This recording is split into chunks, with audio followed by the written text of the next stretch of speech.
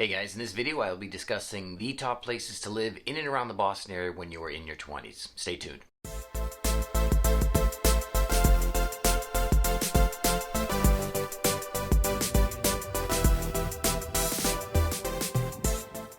Hey guys, my name is Andrew Junas. I'm a local realtor right here in the Boston metro area, and today I am talking about the top places to live in and around the Boston area when you are in your 20s. So first up is the North End.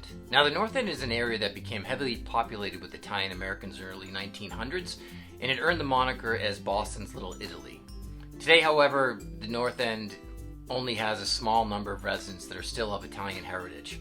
And with all the new residential condos being built in recent decades, the neighborhood's population consists mainly of young professionals, business people, as well as a few Boston Bruins players. You know, it's walking distance to the Garden, which is just one of the many great features of the area. For sure, the Italian feel of the North End is still there. Like, you walk down Hanover Street, which is one of the main neighborhood streets, you'll find a ton of Italian eateries and bakeries. You'll see many establishments that haven't changed in decades. And the Italian language, you can still that being heard spoken all over the place, right? And there's still a close-knit connection among the residents. Now, overall, the North End is home to a lot of great Italian restaurants, coffee houses, pastry shops, old school delis. You know, it's on the Freedom Trail, so you have sites like Paul Revere's house. And it's an easy walk to Faneuil Hall, Charlestown, Back Bay, Beacon Hill. It's got subway stops on the Orange and Red lines. And it's also home to some pretty popular places like Neptune Oyster, Mike's Pastry, and Modern Pastry, which are going to attract locals and tourists alike. And in fact, overall, you're going to have your fair number of tourists on the streets. But really, the charm of the neighborhood, the location of the neighborhood, really can't be beat. All right, next up is the Back Bay. Now, the Back Bay is kind of a unique mix of residential streets and some commercial attractions, right? It's centrally located with multiple bus stops and T-stops. And it contains not only some of the city's most important architectural sites, but it's also Boston's main shopping district destination. You know, and the cluster of like restaurants and shops and cultural institutions that's centered in the Back Bay kind of speaks to its prime position within the city.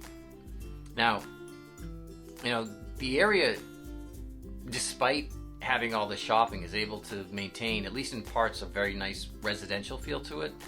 And you know, as a resident, you have so many things that you can do that are in walking distance there. You can, you know, take a morning walk through the public gardens. You can have lunch on Newbury Street somewhere, and then catch an evening symphony over at Symphony Hall, right? And the location is, as I mentioned, awesome, right? It sits on the outskirts of the Boston Common and the Charles River, and has all the shopping of Newbury Street and Copley Plaza and Prudential Center. And there are tons of places to enjoy meals or cocktails. And frankly, if you're in that area, regardless if you're in your 20s or not, some of the places you should be checking out include like the Trinity Church, Boston Public Library, the Commonwealth Ave Mall, the Maparium, the Skywalk Observatory. And interestingly, like less than 200 years ago, the whole area of the Back Bay was nothing but swampland, all the way to the Fenway.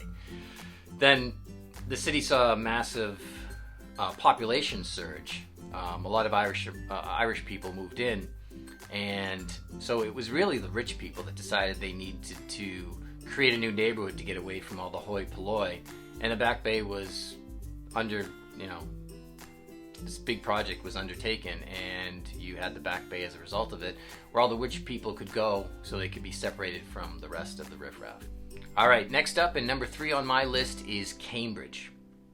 And Cambridge is also known as Boston's left bank, not only because of its location, but also because of its politics.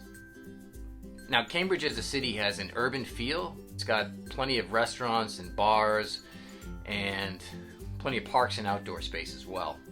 Now, at the heart of Cambridge, you are going to find Harvard Square. Harvard Square is right next to Harvard University, and the square is home to many restaurants and bars and shops. You'll find lots of street performers, and in general, it's just great people watching. Just down the road from Harvard Square, if you don't quite want the hustle and bustle that is Harvard Square, you'll find Central Square. Now, Central Square is best known for its nightclubs as well as all its ethnic food options. Then a little further down the street from there, you'll get to Kendall Square, which is the home of MIT and Also, it's a major tech and biotech center. And really, Kendall Square offers a bit of everything, including a great selection of bars and restaurants. They have some specialty shops and even an award-winning cinema that shows some indie and I think they show first run, but a lot of independent films. Cambridge has an extensive public transportation system, including buses and subways that go throughout the city, as well as into Boston and to other surrounding towns. So great place to be, great location. Another great option, and number 4 on my list, is Waltham. Now, Waltham is nicknamed the Watch City for its long history of watchmaking in town, but today the city is much more well known for its food scene. And Moody Street is really the epicenter, with restaurants like the Back Room, Bistro 781, Gustazzo's, Sweet Basil, the Mighty Squirrel, and tons more. Waltham also has a couple museums. It's got the Charles River Museum of Industry and Innovation, the Rose Art Museum at Brandeis, and the Waltham Museum, which has a variety of artifacts from the town's industrial days. On top of that, the Embassy Cinemas, which is known for showing both mainstream and indie films, is rated as the top attraction in town. And there's a lot of green space in Waltham as well. You have Prospect Park, which is part of the Waltham Land Trust, and that has about 250 acres of undeveloped land so that you can go hiking and picnicking. And Prospect Hill, in the wintertime, if there's enough snow, you can actually go skiing. So right here in the burbs of Boston, you can find places. I mean, it's not a great hill, but I've skied on it before. It's kind of fun. If you need to get your skiing fix, it's not bad at all. And, I was going to Brandeis at the time, which is one of the 2 universities in town, the other one being Bentley. And I think having both those universities just kind of enhances the youthful appeal of the city.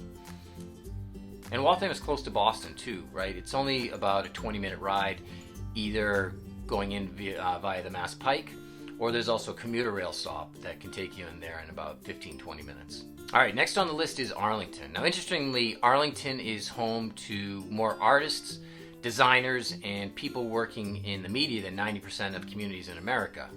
Arlington also happens to be home to more, or I don't know how many, but tons of scientists, whether they be life scientists, physical scientists, social scientists. So if you're scientific minded, you'll probably like living in Arlington. Now, on top of that, Arlington has a great food scene, right? It's home to restaurants like Scootra and Tryst and Magic Bites, and a recent relaxation of Arlington's puritanical laws, right? Like, I grew up in Arlington. We didn't have any liquor stores, no bars, no restaurants that served alcohol, but they've relaxed those puritanical laws now, so you have bars like Monogamy Grill putting down roots.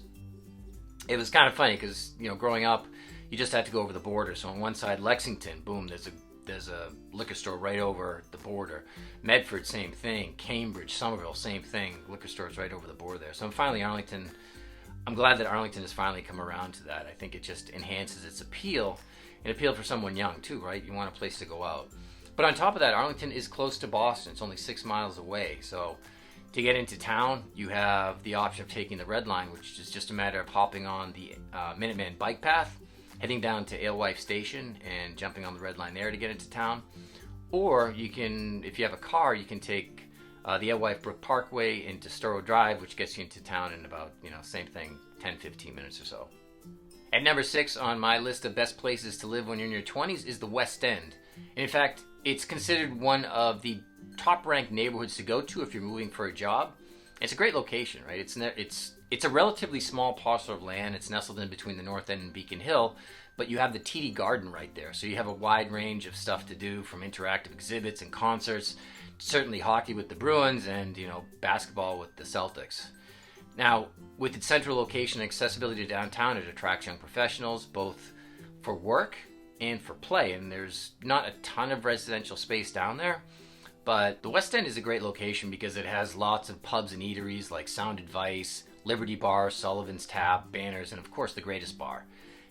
Its location is just super convenient too, considering it's within walking distance from, as I mentioned, downtown. You can also get over to the Esplanade and the Hat Shell or Beacon Hill. And overall, the West End is one of Boston's most diverse neighborhoods. All right, going from one of Boston's most diverse neighborhoods to one of its oldest, and number 7 on my list is Beacon Hill. Now, Beacon Hill is known for its charming cobblestone streets, the Federal-style row houses, as well as the gaslit street lamps. And it's also real popular on Sundays for people either going to brunch and then afterwards just kind of walking around the streets and taking in the architecture, right? Or going onto Charles Street, which is one of the main streets that has lots of small little like antique shops, so people like popping their heads in and out of there. Now, it's considered to be one of Boston's most desirable as well as expensive areas in the city, and it's really, it's an in-demand area because of its history, the sense of community, and I think all the small independently owned shops really bring that sense of community together. The neighborhood's proximity to the city, the financial district, as well as Cambridge is right over the line. I mean, right over the bridge, right? So you have, like, if you're in tech or biotech, having that close to you is a big draw as well. Beacon Hill has tons of nice places to eat. You can go to Toscano's, Beacon Hill Bistro, Number 9 Park, Tate Bakery and Cafe, or Prest. And the neighborhood has plenty of green space as well, including public gardens. Plus, like, I mentioned the Charles River is right there. Financial District, Faneuil Hall, Back Bay Shopping. It's just a short walk away from there. So, great, convenient location. And finally, at number 8 on my list of the places to live, best places to live when you're in your 20s, is South Boston, or as locals call it, Southie. Now, Southie is one of the area's oldest and most storied neighborhoods. You got a strong sense of tradition that lives on there with the locals, who remain intensely devoted to their sports teams, and they celebrate their holidays with parades and, displays of local pride. Now, with, there are beautiful long stretches of beaches. There's a historical waterfront park along Dorchester Bay. So South Boston is really attractive to people who like to get outside, get into the ocean, still have access to downtown. So, if you're a runner, it doesn't matter if you have a family, it's just a great place to be. Now, Southie was once a predominantly Irish Catholic neighborhood, but it has increasingly become popular amongst young professionals and families who are attracted to, accessibility to the water and the city, as well as having a strong sense of community. Now, South Boston is definitely a mishmash of architecture and living options, right? You'll find traditional triple deckers that are either divided up into condos or apartments, and they can border historic single-family homes and modern new construction developments that have elevators and garages. Now, there's a distinct difference between the housing options on the east side, which are more conventional, and the west side, where homes are largely brand new and modern. As I mentioned, the accessibility of South Boston to downtown, to the ocean, it's also close to the airport and to major highways, makes it really unique and very desirable, right? You'll find empty nesters who want that access to downtown but want to maintain living space, as well as that young professional who just wants to move in for the vibrant nightlife and restaurant scene. All right, guys, like I said, my name is Andrew Junas. I'm a local realtor right here in the Boston metro area. And if you are thinking about moving here, please drop me a line. Call, text, email, shout it from the rooftops, right? I will be here and ready to help whenever you are. And please, if you would, remember to hit that subscribe button and then click the little bell down below so that you get notified anytime I do a new video. And I will be doing at least one video a week about Boston and the surrounding area. All right, guys, thanks so much for watching. I hope this was helpful. And until next time, take care.